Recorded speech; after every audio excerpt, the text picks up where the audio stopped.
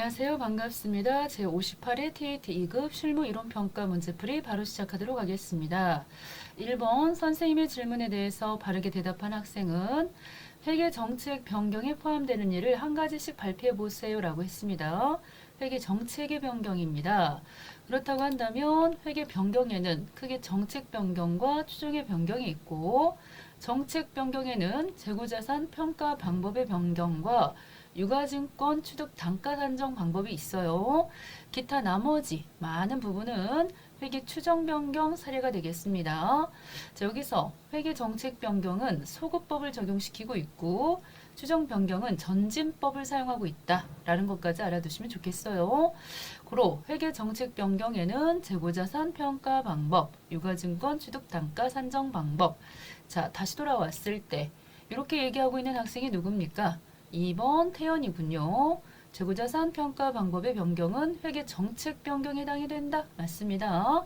그러나 나머지 재고자산의 진부와 여부에 대한 판단과 평가에 해당됩니다. 이거 안 되고요. 또 우발부채 추정은 회계 정책, 감가상각 자산 이런 것들은 다 추정 변경이기 때문에 정답은 2번이 되겠습니다. 2번 맞죠? 다음 가보도록 하겠습니다. 2번 다음은 항공의 매출 채권 대손과 관련된 자료입니다. 자, 이를 토대로 매출 채권 기말 잔액을 계산하면 얼마인가 라고 했어요. 대손 충당금 계정을 보시면요. 대변 쪽에 전기 2월 즉 기초 금액이 10만 원이 있고요. 방금 8월 20일자에 거래처 파산으로 외상 매출금 6만 원 못 받게 된 게 있을 때 이 충당금에서 사용하겠습니다. 그래서 10만 원 중에서 6만 원을 빼줘 버리시면은 현재 충당금 남아있는 잔액은 4만 원이 되겠습니다. 4만 원이 지금 충당금으로 있는 상황이에요. 자, 그런 상황에서 12월 31일 결산을 맞이를 했습니다. 결산을. 그렇게 되면은 이 매출 채권, 즉 외상 매출금과 받으러움이라고 하는 매출 채권 잔액에다가 매출 채권 잔액에다가 자, 1% 대손율을 곱해 주셔서 대손 충당금을 만드셔야 되는데요. 기말 대손 충당금을 만드셔야 되는데 가서 보니까 충당금이 지금 4만 원이 있어요. 4만 원이 있으면 4만 원을 빼주시고 나머지 즉 3만 원이 지금 보충된 금액이라고 밑에 12월 31일 날 보충된 금액 3만 원이 있음을 알 수가 있게 되는 것입니다. 자, 이 공식을 가지고 대입을 해보시면요.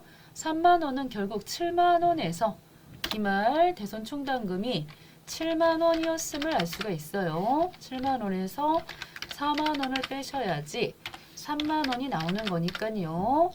고로 여기 매출 채권 잔액은 결국은 얼마냐? 700만 원이구나 라고 하는 것을 알 수가 있겠군요. 이 자리가 700만 원이 된다는 거죠. 700만 원에서 1%를 계산을 했을 때 나오는 금액이 7만 원이므로 자, 질문에서 물어본 거는 기말 매출 채권 잔액을 물어봤기 때문에 700만 원이구나. 정답은 4번이 되겠습니다. 4번. 다시 한번 천천히 생각을 해볼까요? 자, 매출 채권 기말 잔액을 계산하는 문제입니다. 그 전에 충당금이 있었는데 기초에 10만 원 있었고 중간에 대손 확정된 금액이 6만 원 있으면 현재 충당금 남아있는 잔액은 4만 원이 있게 되는 것이고요. 요 4만 원이 계산이 나와줘야지 우리가 기말 대손 충당금에서 4만 원 뺀 나머지만 지금 보충한 금액이 3만 원이란 소리예요. 그렇다고 한다면 결국 기말 대손 충당금은 7만 원이 되는 거고 7만 원은 매출 채권 잔액의 1%를 곱해가지고 나오는 금액이기 때문에 매출 채권 잔액은 결국 700만 원이다 라고 보실 수가 있겠습니다. 정답은 4번이 되겠습니다. 자, 맞는지 확인 한번 해보시죠. 이렇게 나왔습니다. 3번 다음은 항공의 11월 상품 거래 내역입니다. 11월 매출 원가와 월말 상품 재고액은 얼마인가 라고 했어요. 자, 여기서 중요한 거는 선입선출법으로 적용시킨다라고 했습니다. 자, 기초가 100개, 150원, 금액은 15,000원 이렇게 돼 있어요. 매입 중간에 또 100개, 170원, 17,000원 이렇게 돼 있는 상황에서 자, 120개를 매출을 했습니다. 그러면 선입선출법이기 때문에 일단 요거 있죠, 요거. 요 부분 플러스. 자, 플러스. 그리고 뒤쪽에 있어서 20개만큼을 더 매출을 하게 되는 거죠. 20개 곱하기 자, 170원씩입니다. 170원씩. 그래서 170원 요 두 금액을 더해 주시면 그 금액이 바로 매출 원가가 되겠습니다. 자, 계산기 좀 쓸게요. 20 곱하기 170원 했더니 3,400원이 나와요. 3,400원. 그렇다고 한다면 15,000원 더하기 3,400원 해보시면 18,400원. 어머, 정답이 벌써 2번이구나. 금액이 같은 게 하나도 없으니까요. 그 다음입니다. 여기서 월말, 기말 상품 재고액은 얼마냐라고 했어요. 고로 요 지금 부분에서 얘는 이미 팔려나갔고 100개 중에서 20개 팔려나갔으므로 80개 있겠군요. 80개. 그쵸? 80개 곱하기 170원. 요거 한 가지 하고요. 170원. 그 다음에 아래쪽에 보시면요. 또 25일 날 매입했던 거 50개짜리 있지요. 160원씩 8,000원. 요 두 금액을 더해 주시면은 그 부분이 바로 월말 상품 재고의 금액이 되겠습니다. 80개 곱하기 170원. 해보니까요. 13,600원 나왔어요. 13,600원. 자, 고로 요 금액에다가 8,000원 더해 볼까요? 8,000원 더해 주시면은 21,600원 되겠습니다. 자, 확실히 정답은 2번이다. 확인해 볼까요? 자, 2번 맞습니다. 매출 원가와 월말 상품 재고액 구하시는 거 선입선출법이었습니다. 다음 문제 가보도록 하겠습니다. 4번 다음 자료를 토대로 퇴직급여 충당부채 기말 잔액을 계산하면 얼마인가 라고 했습니다. 자, 제일 먼저 하셔야 될 게 퇴직급여 충당부채. 자, 계정을 보시고요. 이 부채라고 하는 부분은 대변에 기초를 쓰시는 거죠. 그래서 대변 쪽에 기초 600만큼이 있었고 지금 물어본 핵심의 요지는 기말 잔액은 이렇게 차변 쪽에다가 쓰시는 겁니다.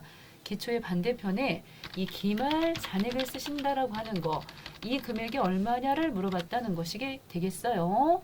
자, 600 중에서 200만큼은 퇴직급여로 지급이 되었고요.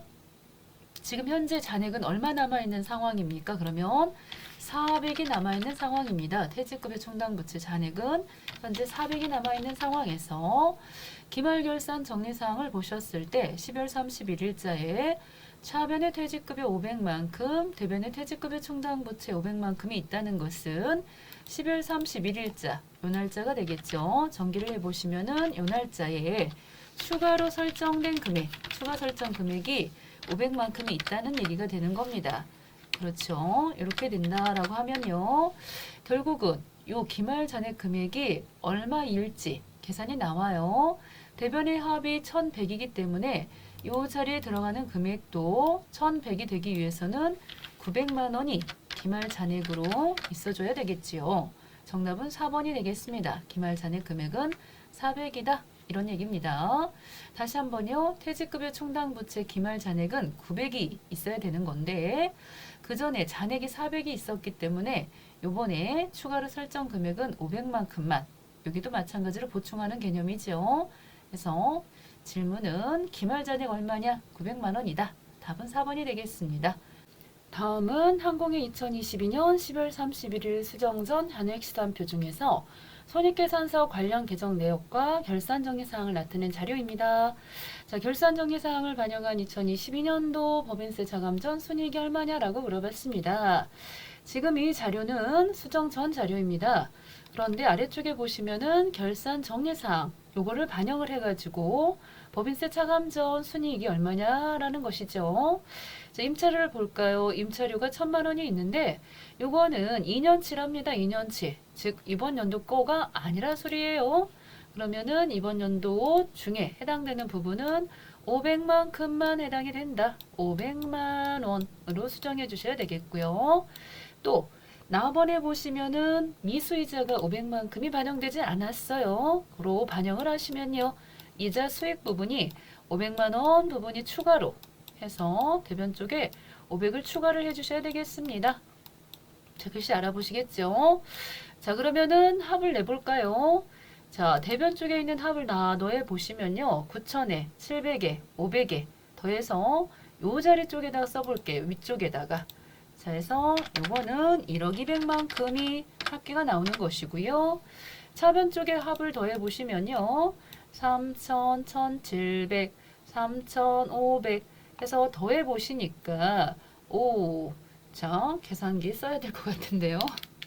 3,000에 1,700에 500에 3,000 해서 8,200 나왔습니다. 8,200 그러면서 차이 나는 부분은 200만큼이 차이나 2천만 원만큼이 차이 나죠. 큰일 날 뻔했네요. 고로 정답은 몇 번이다? 4번 되겠습니다. 4번. 자, 임차료 부분에서는 500만큼만 반영시켜야 되겠고요. 또 미수이자 비록 여기는 반영이 되진 않았지만 이번 연도 거면 반영하셔서 500만큼을 추가시켜 주셔가지고 결국은 2천만 원이 법인세 차감전 순이익이 된다는 것입니다. 자, 6번 다음은 항공기 기계장치 처분 관련 자료입니다. 이를 토대로 2022년도에 계상한 감가상각비 계산하면 얼마인가 라고 했어요. 자, 감가상각비 1월 1일자 현재 장부 금액은 250이에요. 그런데 7월 1일 날짜에 처분했어요. 처분했을 때 금액은 200만 원에 현금으로 수령해가지고 처분했고 손실 났군요. 20만큼이 손실이 났습니다. 보통 분계는 대변 쪽에다가 기계장치 하고서 나가죠. 기계장치. 자, 금액은 잘 모르겠어요. 얼마짜리인지는.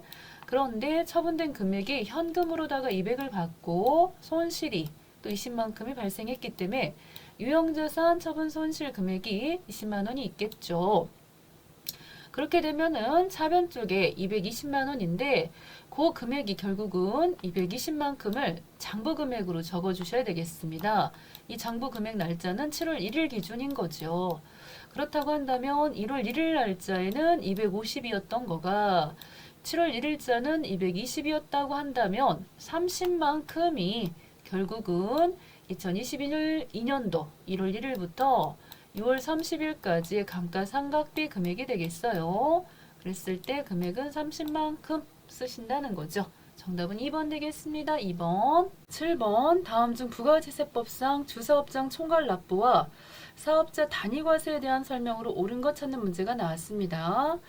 자, 주사업장 총괄 납부 제도를 얘기하기 전에 원칙은 이 신고와 납부가 다 따로따로이지요. 사업장이 두 군데였을 때, 두 군데 이상이었을 때 신고도 따로 납부도 따로입니다. 그런데 너무너무 그렇게 했을 때 번거로움이 많기 때문에 이 주사업장 총괄 납부 제도는 신고는 따로따로 해요. 그러나 납부는 총괄하자 해서 신타 납총이 되겠습니다. 그런데 사업자 단위과세 제도는요. 신고도 납부도 다 총괄하는 제도가 되겠습니다. 이렇게 되겠죠.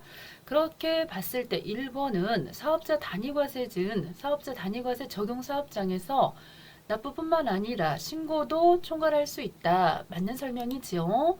1번은 정확히 맞는 설명이다. 그런데 2번을 보시면 주사업장 총괄 납부를 하는 경우에는 세금계산서는 주사업장에서 총괄하여 발급한다 그랬는데 그게 아니고 세금계산서는 따로따로 다 발급을 하시는 거고 납부만 총괄하는 거기 때문에 틀렸고요. 주사업장 총괄 납부 사업자가 주사업장 총괄 납부를 포기할 때는 납부하려는 과세기간 종료 20일 전에 포기 신고서를 제출해야 한다라고 했는데요. 3번에 보시면 과세기간 개시 20일 전입니다. 이렇게 틀렸어요. 과세기간 종료 20일 전이 아니고 개시 20일 전에 포기 신고서를 제출해야 합니다. 그래서 틀렸고요.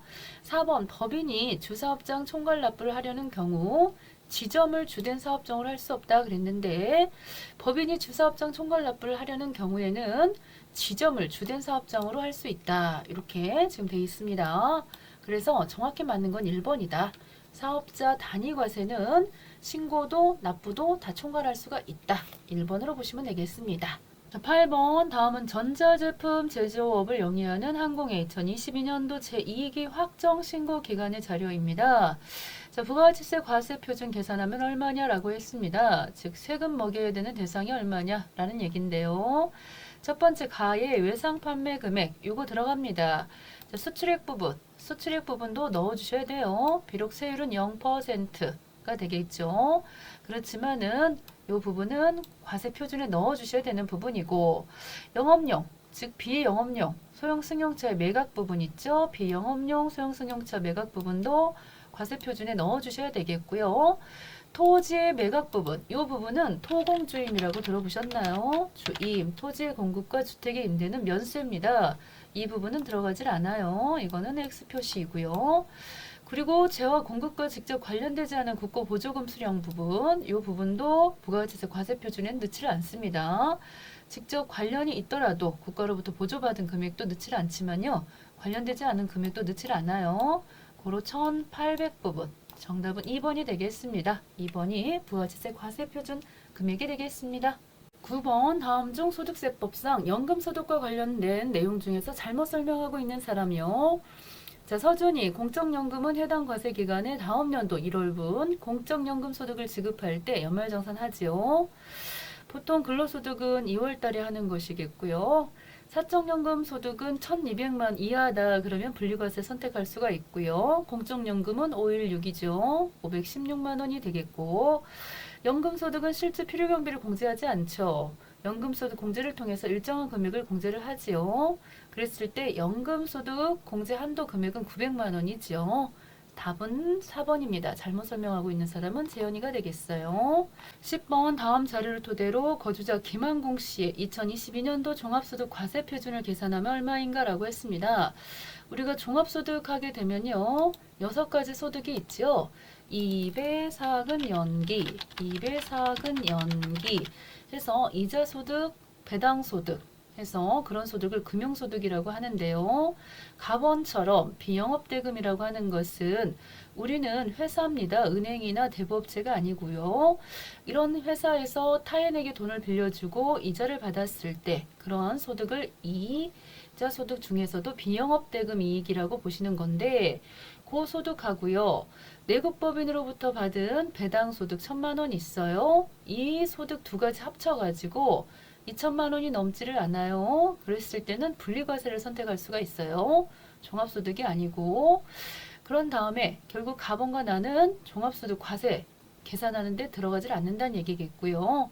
사업소득이나 연금소득, 기타소득은 없고 근로소득이 지금 있네요. 3천만 원 있는 상황입니다.